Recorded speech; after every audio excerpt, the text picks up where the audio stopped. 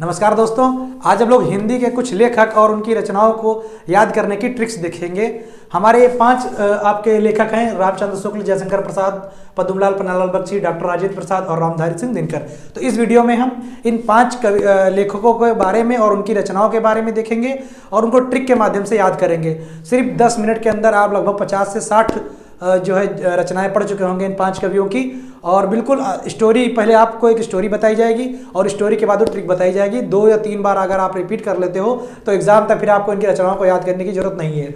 10th में, 12th में, even BA में, आप तो ऑब्जेक्टिव सेमेस्टर में जहाँ भी आपका जरूरत है, ऑब्जेक्टिव क्वेश्चन कॉम्पिटिटिव एग्जाम में जो आपकी रचनाएं आ जाती हैं 1-2 नंबर में और आपको याद नहीं आ रही होती हैं, तो ये वीडियो लेक्चर सीरीज देखने के बाद 2 या 3 पार्ट में बनेगी, जिसमें हम सारे जो लेखक हैं आपके वो कवर करने की कोशिश करेंगे और उनकी रचनाओं को कवर करने की कोशिश करेंगे। तो ये देखने के बाद आपको कहीं भी अगर दिख जाता है तो आप तुरंत तुक्का या ट्रिक मार देंगे। तुक्का क्या, आपको याद ही हो चुकी होंगी, देखकर अच्छे से लगा देंगे। ठीक है जी, तो चलिए स्टार्ट करते हैं।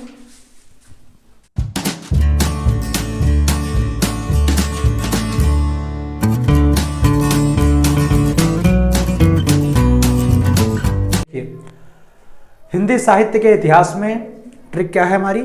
हिंदी साहित्य के इतिहास में मन भर रस भरने की चिंता में शुक्ला जी ने त्रिवेणी की विचार विथा सुनी, जिसके बाद वे 11 वर्ष तक भ्रमर गीत गाते रहे। ठीक है जी, तो क्या हमारी बनी? हिंदी साहित्य के इतिहास में एक रचना बन गई मन भर रस की चिंता में। मन भर रस से हमारी एक और बन गई रश्मि मानसा। चिंता में शुक्ला जी से हमारे कौन हो गए? रामचंद्र शुक्ल। त्रिवेणी की विचार भी थी, तो त्रिवेणी से एक हमारी रचना बन गई और विचार भी थी हमारी एक और रचना बन गई सुनी, जिससे के बाद वे 11 वर्ष तक भ्रमर गीत गाते रहे। तो ये हमारी एक और रचना बन गई 11 वर्ष तक भ्रमर गीत। तो इस तरह हम कह सकते हैं कि एक ट्रिक में हमने 7 से 8 जो है रामचंद्र की क्या बताया? हिंदी साहित्य के इतिहास में मन भर रस की चिंता, मतलब हिंदी साहित्य का इतिहास बनाने में उनको इतनी चिंता थी कि उन्होंने, शुक्ला जी ने क्या किया, जो त्रिवेणी एक बहन जी थी उनकी विचार भी थी सुनी, और जिसके बाद वो सुनने के बाद 11 साल उनको बीत गए गीत गाते गाते। ठीक है, तो ये हमारी क्या थी? ट्रिक थी। 2 या 3 बार आप बोलेंगे, इसके बाद आपको शुक्ला, तो चंद्रगुप्त, स्कंदगुप्त और कंकाल 3 यहाँ पर हो गए। अब देखिए, ध्रुव स्वामिनी और कामायनी ने की, तो ध्रुव स्वामिनी और कामायनी 2 रचनाएं हमारी यहाँ हो गई। तो चंद्रगुप्त, स्कंदगुप्त और अजातशत्रु, इन 3 भाई साहब लोगों का जो कंकाल था उसको ध्रुव स्वामिनी और कामायनी जी ने खोज डाला। आगे देखिए, लेकिन आकाशदीप और इरावती ने मिलकर इसका पुरस्कार ले लिया। 3 जीवनी यहां से बनी, आकाशदीप और इरावती और पुरस्कार। तो इस तरह का क्या हुआ कि खोजा कंकाल किसने था? ध्रुव स्वामिनी और कामायनी ने, लेकिन लेके किसने लिया पुरस्कार? आकाशदीप और इरावती ने। ठीक है जी, इससे नाराज होकर तेज आंधी में, आंधी आपकी जो है आपकी एक रचना है, एक घूंट जल के साथ, ये एक घूंट जल आपका हो गया, एक घूंट इनकी रचना हो गई जल के साथ। कामायनी ने जन्मेजय का नाग यज्ञ किया। तो देखिए, ध्रुव स्वामिनी और कामायनी में, ध्रुव स्वामिनी तो कुछ नहीं बोली, लेकिन कामायनी नाराज हो गई, और नाराज होकर उन्होंने क्या किया? तेज आंधी में केवल एक घूंट जल पिया, और उसके बाद कामायनी ने क्या किया? जन्मेजय का नाग यज्ञ करने लगी। हुआ क्या? जिसकी खबर एक सज्जन की एक रचना है तितली, एक सीधी सादी तितली थी हमारी, जिसने इसकी खबर ली और किसको दी जाकर? इंद्रजाल को। ये हमारी एक रचना हो गई, और इंद्रजाल के कहाँ? कानों में जाकर कही जाकर ये बात कानों तक पहुंचाई। ठीक है, तो ये हमारी जयशंकर प्रसाद जी की रचनाएं हो गई। स्टोरी आई होप आपको समझ में आ गई होगी। 1-2 बार स्टोरी बोलेंगे तो आपको हमेशा के लिए याद हो जाएंगी इनकी जीवनियां, दोबारा याद नहीं करनी पड़ेंगी। फिर से स्टोरी बताते हैं। चंद्रगुप्त, स्कंदगुप्त, अजातशत्रु 3 लोगों का कंकाल था, जिसको किसने खोजा था? ध्रुव स्वामिनी और कामायनी ने, लेकिन पुरस्कार किसने ले लिया था? आकाशदीप और इरावती ने। इसमें ध्रुव स्वामिनी तो कुछ नहीं बोली थी, लेकिन कामायनी नाराज हो गई थी, और तेज आंधी में उन्होंने केवल एक घूंट जल पिया था और जन्मेजय का नाग यज्ञ करने लगे थी। जिसका वहां पूर्ति एक तितली है, ये सज्जन तितली थी सीधी सादी, जिसने इसकी खबर किसको दी जाकर? भगवान इंद्र के जाल में जाकर इंद्रजाल को दी और उनके कानों में जाकर बोला, तो वो हो गई हमारी कानन कुसुम। तो इस तरह हमारी ये 15-16 जो रचनाएं थी वो जयशंकर प्रसाद की हो गई, और 7 से 8 हमारी रचनाएं जो है वो आचार्य रामचंद्र शुक्ल की हो गई। चलिए आगे देखते हैं। तो अगली हमें रचनाएं देखनी है पद्मलाल पन्नालाल बख्शी जी की। तो देखिए क्या है इनकी रचनाएं। क्या लिखूं? पद्मलाल पन्नालाल बख्शी जी बैठकर सोच रहे हैं, उनको कुछ लिखना है तो वो सोच रहे हैं क्या लिखूं कुछ बिखरे पन्नों पर। ठीक है, क्या लिखूं एक रचना हो गई, कुछ बिखरे पन्नों पर।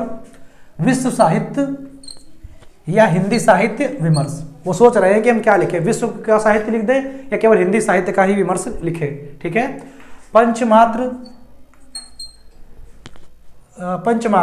करने से बात नहीं बन रही थी। अब देखिए पंचमात्र का मतलब है केवल सोचने भर से, मान के चलिए आप कि सोचने भर से बात नहीं बन रही थी इनकी, जिसके बाद बख्शी जी ने, बख्शी से आपके पद्मलाल पन्नालाल बख्शी हो गए, पद्मावन मकर बिंदु से के साथ, यहाँ पर क्या कर लीजिए, के साथ चर्चा करने का प्रबंध परिजात किया। तो जब उनकी बात अपने आप नहीं बनी, पंचमात्र से बात उनकी नहीं बनी सोचने भर से, तो उन्होंने क्या किया, बख्शी जी ने पद्मावन और मकर बिंदु इन दोनों के साथ चर्चा करने का प्रबंध परिजात किया, बनाया। ठीक है, तो ये हमारी पद्मलाल पन्नालाल जी की क्या थी, रचनाएं थी। देखिए फिर से वो बैठकर एक साहित्य लिखना चाहते, कुछ लिखना चाह रहे थे, तो उन्होंने सबसे पहले क्या बोला, क्या लिखूं, कुछ बिखरे पन्नों पर जो उनके पास पड़े हुए थे, विश्व का साहित्य लिखें कि हिंदी साहित्य विमर्श लिखें, और पंचमात्र मतलब केवल 5 बार या 4 बार सोचने भर से बात नहीं बन रही थी, तो उन्होंने क्या किया, बख्शी जी ने पद्मावन और मकरंद के साथ बैठकर चर्चा करने का प्रयास किया और प्रबंध किया। ठीक है, और क्योंकि ये लोग बहुत बड़े राइटर थे, ऐसे आप सोच लीजिए। ठीक है,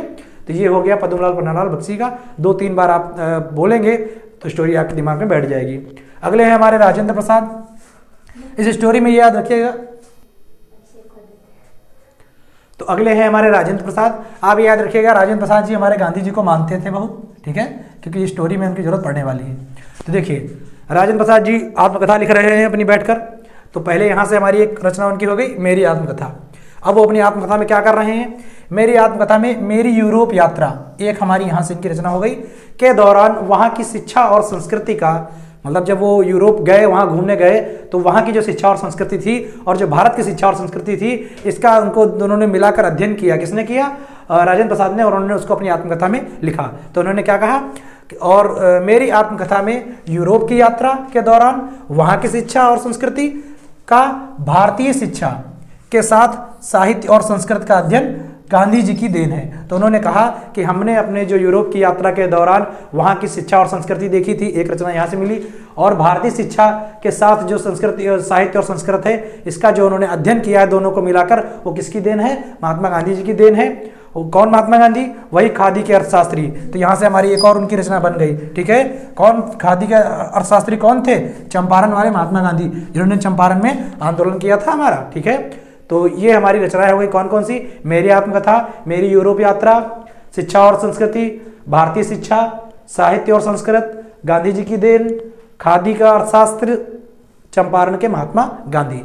तो ये हमारी इतनी रचनाएं हो गई डॉक्टर राजेंद्र प्रसाद की। स्टोरी समझ में आ गई होगी। राजेंद्र प्रसाद जी गए हैं, अपनी आत्मकथा लिख रहे हैं, तो उन्होंने कहा कि हमने जो यूरोप में जो यात्रा की थी और वहाँ की जो संस्कृति और शिक्षा थी, वो उसका, और जो भारतीय शिक्षा और संस्कृति है इसका, दोनों का जो उन्होंने अध्ययन किया है, ये किसकी वजह से किया है, महात्मा गांधी जी की वजह से किया है, उनकी देन है। कौन महात्मा गांधी, वही जो खादी के अर्थशास्त्री थे, जो चंपारण के हमारे महात्मा गांधी थे। तो इस तरह आपने 15 से 16 रचनाएं जो है राजेंद्र प्रसाद जी की भी देख ली।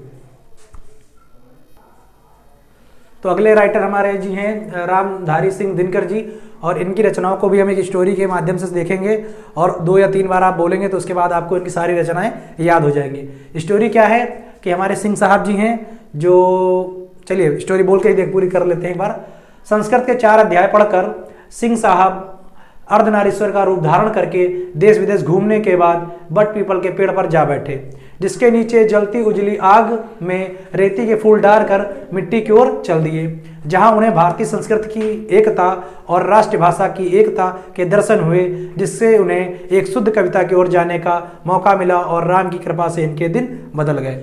तो हमारे एक सिंह साहब जी हैं जो संस्कृत के केवल 4 अध्याय पढ़ते हैं और अर्धनारीश्वर का रूप धारण कर लेते हैं, और उसके बाद वो देश विदेश घूमने चल देते हैं। देश विदेश जब वो घूम आते हैं तब वो कहाँ जाकर बैठ जाते हैं, बट पीपल के पेड़ पर। उस पेड़ पर जाकर वो बैठ जाते हैं बेताल के जैसे। तो उस पेड़ के नीचे जो क्या होता है, एक वो आग जल रही होती है, जिसको बुझाने के लिए वो क्या करते हैं, रेती के फूल डाल देते हैं, और उसके बाद वो नीचे आते हैं और मिट्टी की ओर चल देते हैं। जब वो मिट्टी की ओर हमारे चलते हैं तो उनको क्या होता है, भारत में आते हैं, भारत मिट्टी की ओर चलते हैं तो उन्हें भारतीय संस्कृति और एकता के दर्शन होते हैं, साथ साथ भारत की राष्ट्रभाषा और भारत राष्ट्र एकता के भी दर्शन होते हैं।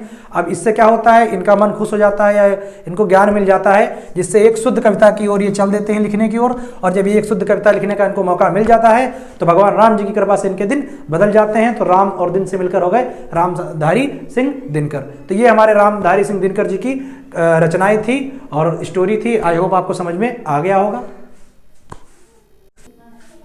तो आज के फिर हमने इस क्लास में आपके 5 एक लेखक देखे और उनकी रचनाएं देखी ट्रिक के साथ। अगर आप इनको 1-2 बार पढ़ते हैं, वीडियो देखते हैं, तो आपको स्टोरी के साथ ये सारी ट्रिक्स याद हो जाएंगी।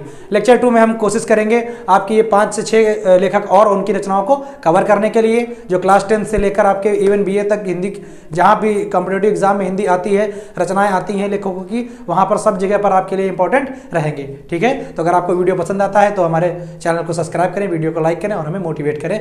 धन्यवाद। जय श्री कृष्ण।